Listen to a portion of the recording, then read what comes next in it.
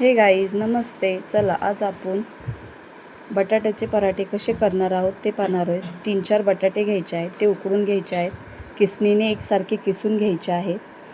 मग आपल्याला मिरची, लसूण, जिरं, ओवा, धन असं सगळं आणि तीळ तसेच टाकायचे आहेत कच्चे, आपल्याला वाटायचे नाही आहेत. त्याच्यानंतर पीठ टाकायचं आहे.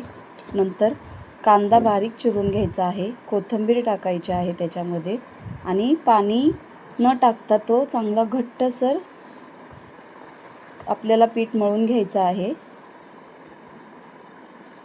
एकसारखं मळायचं आहे, एकसारखं मळून घ्यायचं आहे आपल्याला.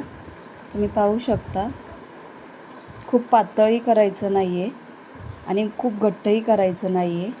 पीठ 5 ते 10 मिनटं तसंच भिजून द्यायचं आहे. तुम्ही पाहू शकता कशा प्रकारे मळलेलं आहे. खूप मस्त लागतं. तेल घ्यायचं आहे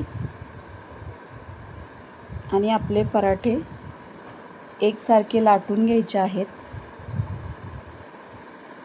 पाहू शकता, तर आपण लाटणार आहोत पराठा.